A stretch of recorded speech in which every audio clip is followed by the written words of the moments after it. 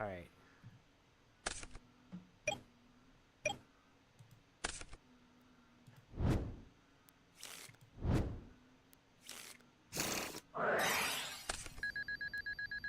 Indigo, I just wanted to talk about this game a bit. Mostly my opponent's misplays, but we can also talk about my own. So yeah, this is all standard for him so far. Yeah, I'd say, yeah, okay. This is like pretty standard. This is also standard. And then we duo him and just get absolutely destroyed, right? Or no, we don't duo yet, we duo later. See, this is the perfect time for our opponent to activate a Wing Blast. We get absolutely destroyed this game if our opponent just uses Wing Blast here. He literally knows our hand. Like, oh my god, I swear to god. Going first and opening Dust Shoot, Wing Blast, Deco, Tsukiyomi, you should never lose. You should never lose. Like, this game should be over. If he just Wing Blasts our Reaper and attacks us for 14, this game is over. We are never winning. We're just absolutely never winning. And again, like, is this why everyone thinks Raigeki Break is better than Wing Blast? Like, is this the reason? I have to know. At this point, I have to know. Is this why everyone thinks Raigeki Break is better than Wing Blast? Because they just don't understand that if you have a good opening hand and you go Dust Shoot Wing Blast, the game is over. The game is over. Because, look, our next card is a brick, so we would be bricked for 2 turns. We would have to draw the Reaper again, and then we'd have to draw Zaborg as, like, another brick, more or less. Because we're not going to have something to brain control. Because he knows we have brain control, and he can just Tsukiyomi as Takochi the whole game. Like, our opponent basically won the game on turn 1, and he just chose not to do it. It is... I swear, it is just wild to me. It, like, how do people... What is this guy's rating? Okay, maybe not that great. But, like, how do people not understand why Wing Blast is in their deck? Like, I will say, like, if you don't know that you're just supposed to Wing Blast and win the game here, okay, fine, play Raigeki Break instead. But the alternative is just understand how good Wing Blast is in these situations. That's the alternative. Because, like...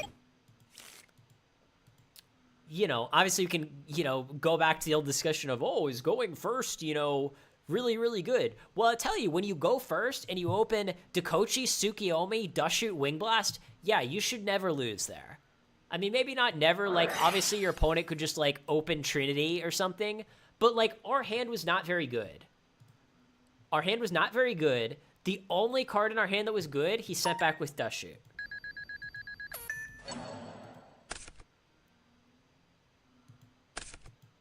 And our duo, this is like the worst duo ever. So the reason I duoed here was because I knew my opponent had Tsukiyomi, and I just wanted to take the 1 out of 6 chance to hit the Tsukiyomi. That's how desperate I was.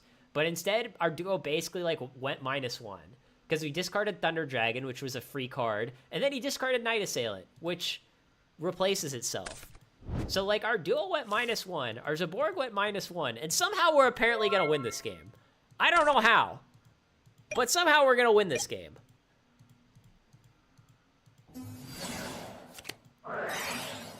And I have no idea why he crossed out here. I mean, I know why. And it's funny because it actually, like, it worked out for him, at least temporarily. Because we had a dark in our grave with no lights. And he's probably thinking, okay, if I Tsukiyomi this Zaborg and then cross it out, then my opponent won't have a light in his grave for BLS. But he knows our hand. He knows our hand doesn't have BLS. So why would you do that? Like, it's funny, again, because the next card in our deck is BLS. But it makes no sense.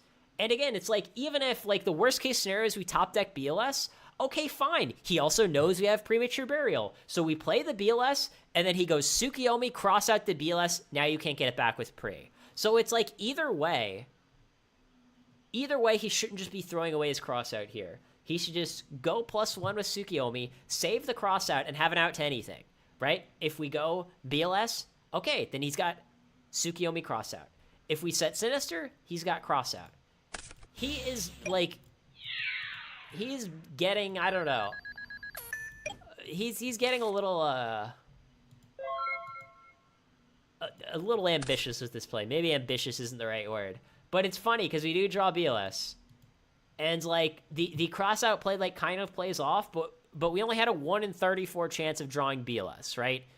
Like, in the multiverse, in the 34 possible universes where we could draw any card in our deck, his play would be awful in 33 out of 34 of those universes. And even in this universe, it's not, like, that great of a play. It's not that great of a play. And then, of course, he just top decks another Crossout, which, to be honest, I'm fine with, because we're not really going to be needing the Sinister. One of the nice things about playing Sinister in this deck is that you can set Sinister to block hits, but not feel bad if it gets hit by Crossout, right? Like, if you're playing a Chaos deck, and it's kind of like this sort of debate where it's like, yeah, I could set the Sinister to, like, bait out a Mind Control, but then I might get hit by a Crossout. Whereas with this deck, you just don't really care if your Sinister gets hit by a Crossout. And then, yeah, then I Mind Control the Faith here, because it's literally my only play. I love to say that I thought very long and hard about this play, but I didn't. It was the only play. And then I took Duo again, hoping for the 1 out of 4 chance to hit Tsukiyomi. But of course, my Duo picks the worst possible card again. And to be honest, I disagree with this choice here. I would keep the Deco and discard the Spy. Because, like, my deck is playing a bunch of Zaborgs. Like, what do you want Spy for? What do you want Spy for against a deck with a bunch of Zaborgs? Yeah, I honestly feel like if our opponent kept the Deco instead of the Spy, totally different game. And part of the reason why is that our opponent goes on to draw the second Spy. But it's like that can't happen, right? Like that is part of the consideration should be that, hey, if I keep the Spy, I might draw another Spy. Whereas with Deco, it's like, yeah, you might draw a second Deco, but that's fine. Like, you don't care if you have 2 Decos in your hand, but you do care if you have 2 Spies in your hand. So, yeah, I feel like this is also, like, a massive, massive mistake on part of our opponent. The Ring is a pretty good draw for him.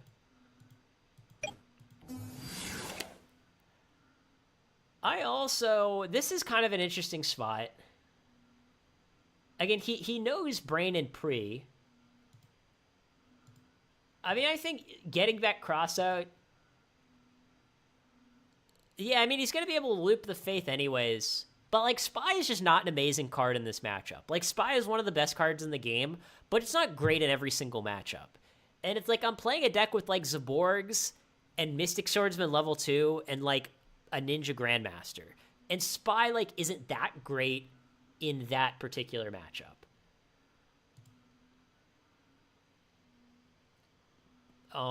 So... Yeah, I think it's debatable whether to get back. I think I would get back Crossout this turn. I think what I would do here, he gets back Crossout. So I would get back Crossout this turn.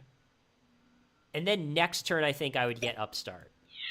And start drawing cards. Because you want the Crossout to have just for, you know, Tsukiyomi Crossout combos. I agree with this.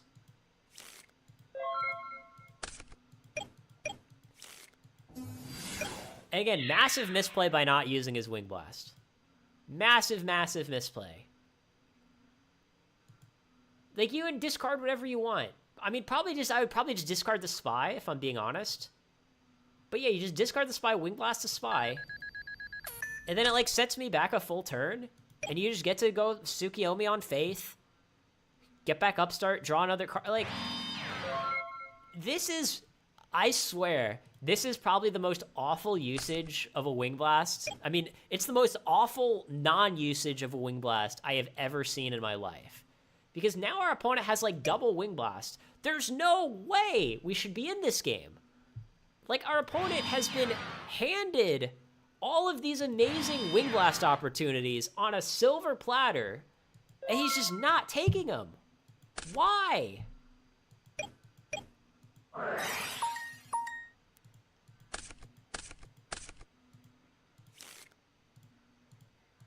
And here I'm actually really proud of myself because I discarded the correct cards of the Graceful. You know, I said this at the time, but, I mean, obviously Kaiku's not really going to be doing a whole lot here, I think. Like, our opponent has, like, back rows and monsters, so, like, the Kaiku is just not going to deal damage. And then I think I discarded the Brain Control, right? Because part of it is that our opponent knows we have Brain Control. So, like, our opponent can just play around it the entire game if he wants to. But I really want to keep the Tribe, because if I top deck a Light, I want to be able to summon BLS. And, of course, we did top deck a Light and discarded it, you know, and so on. So I'm not too shocked to see Spy here.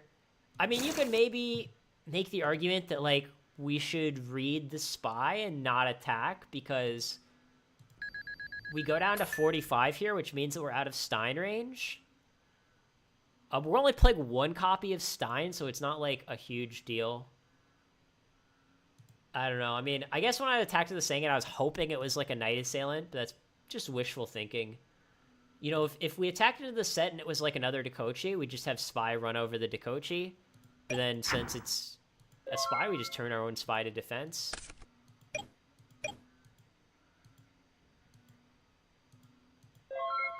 And then I also, like, why is he not Tsukiyomiing his Spy? What he can even do, if he wants, I'm not saying he should do this, but he can even have the Spy attack Sengen, and then main phase 2, Tsukiyomi on the Spy. Or he can just Tsukiyomi the like, the only downside to summoning Tsukiyomi here is that we could have Torrential. But I think it's one of those spots where it's like, okay, if we have Torrential, we have Torrential. Like, it's not like Torrential makes him lose the game or something. Now, obviously, like, we all at home know that I don't even have Torrential in my deck. I have it in my side deck, and I don't bring it in for this matchup. But it is reasonable for our opponent to consider the possibility that we could have Torrential. I just think that he, you know, it's not worth playing around Torrential here. And then I decide to set Ring, pretty standard. Well, he does. That's what I'm saying. He draws the third Spy here. Last turn I would have flipped down the Spy, but not flipped it up. I don't know. Even flipping down the Spy and just flipping it up right away is fine too, because we don't have a way to, like, kill it for free. If we want to kill the Spy in attack mode, we have to trade our own Spy. So it's like, you can either flip the Spy down and up to thin your deck out of the third Spy right away, or you could just flip the Spy down and just keep it set for a while. Because, like, we could have a Tribe, or we could have, like, a Lightning Vortex or something. Yeah, it's really weird how he played this out. Well, I don't know it's a he. In the English language, he can be used as a gender-neutral pronoun. Also, I know my opponent is a he because women on average have higher IQ scores, and a woman would not make this many misplays. That's a joke, by the way.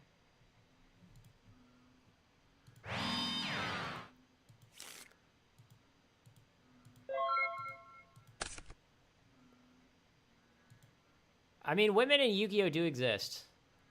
I don't know. At least they did at some point. I mean, I've seen them. You can call me a liar all you want, but I've seen them. So yeah, so now we Dust Shoot. I mean, obviously we're never sending back. We only have one Dust Shoot option. But now we get to know our opponent's whole hands.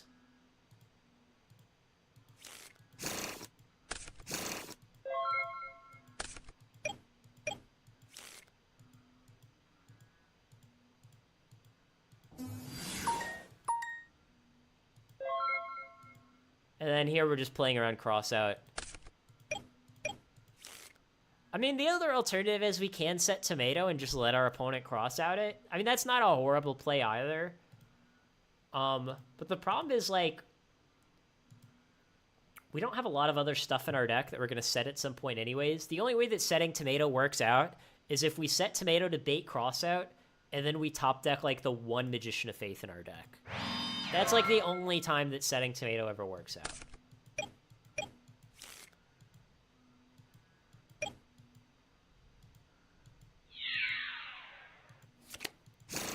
Yeah, and I decided to attack the Spy here. Just, I mean, at this point, this is all kind of obvious. But yeah, it's crazy that our opponent has just never Wing Blasted anything. Even here, like, I think we're gonna... Oh, no, here we just go for the DLS. And yeah, here it's like, I would just ring the Tomato instead of the Spy. Obviously, like, the obvious reason to do it is because we have Tribe in our hand. Our opponent doesn't know we have Tribe. Even if, say, for the sake of the argument, our opponent knew for a fact that we did not have Tribe in our hands, I still think it's better to ring the Tomato. Primarily because the Tomato has more attack. He doesn't know what targets we have. Like, most of our good targets are dead at this point, but we do still have another Spy that we can search with Tomato. So I think hitting the Tomato is slightly better, because Tribe exists, and because Tomato has more attack points. And then, yeah. And here, it's like, our opponent, we just know that he didn't set Torrential, so now we just don't have to play around Torrential.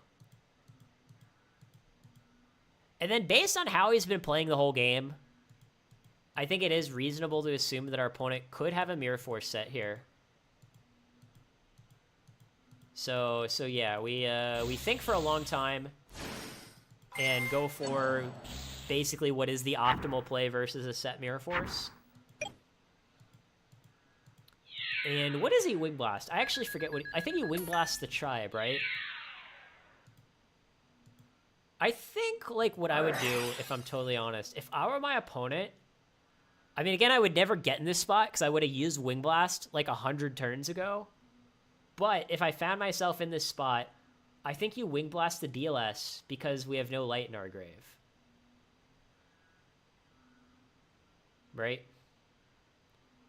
And as long as you get rid of... As long as you clear the fields, yeah, I feel like if you Wing Blast the DLS, you're a little better off. And he also, keep in mind, he knows that we have pre. Like, he knows that from, you know, turn 1 when he Dust Shoot at us. He knows we have a preset here. He knows this card is a pre. So, yeah, again, another misplay with Wing Blast.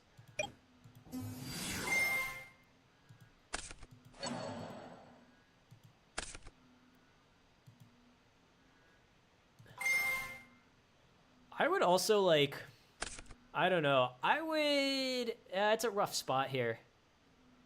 Oh, yeah, it's not optimal at all to save Wing Blast for this long. But it's like, even with all of his other misplays, I still feel like he could have salvaged this game by Wing Blasting our BLS and then just hoping our BLS is dead the whole game because we can't put a light in our grave. Because our Graceful's gone, and if he just killed our Tribe somehow, then that would be gone too. I don't know. It would have been tough, though, because if he Wing Blasted our BLS, well, then we could have ringed something for game. But he doesn't know that we have ring. Right? Like, if we didn't have ring for some reason, then I think Wing Blasting BLS could work out.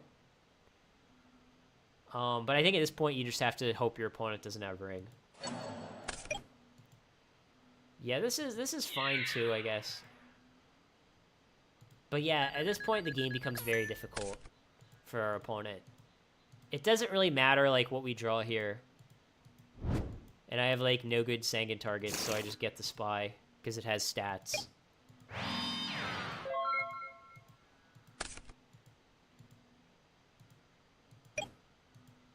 And yeah, here our opponent is actually... He should be dead, but I misplayed.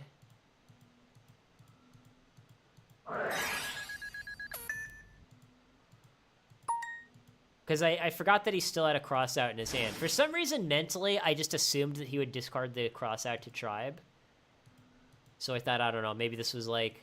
I thought maybe the set card was a Mirror Force, and he had Torrential in his hands. But if I just took a second to think about it, our opponent would actually be dead here. Because we just go attack game. But, you know, I did this instead. And then this is, again, I think this is kind of like a huge misplay. And then what did he do after this? I don't even know why he did this. He realizes that he can just set Tsukiyomi. That's an option too. But we got kind of lucky because we drew the call. But it's like, even if we didn't have the call, our opponent would still be in a very tough spot. I mean, he'd still be in a very tough spot.